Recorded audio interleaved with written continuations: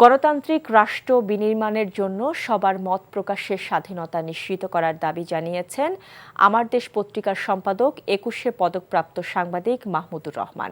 বিকেলে অমর ২১শে গ্রন্থমেলার বিভিন্ন স্টল পরিদর্শন করে তিনি এই দাবি জানান। কোনো বই নিষিদ্ধ বা বিক্রি বন্ধ করার এখতিয়ার কারো নেই উল্লেখ করে মাহমুদুর রহমান আরও বলেন, যে কোনো বইয়ের ভালো মন্দ ঠিক করার এখতিয়ার পাঠকের। বই প্রকাশে রাষ্ট্রীয় হস্তক্ষেপ অগ্রহণযোগ্য বলেও মন্তব্য করেন মাহমুদুর রহমান।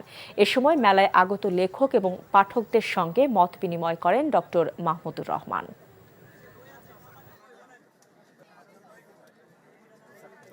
আমরা যেটা চাই যে এমন বাংলাদেশ গড়ে উঠুক যেখানে সবাই লিখতে পারবে এবং সবাই তার মত প্রকাশের স্বাধীনতা পাবে। উগ্রতার দিকে যাবেন না। আপনারা একজনের মত প্রকাশের স্বাধীনতা আর একজন মত প্রকাশ করে সেটার মোকাবেলা করবেন।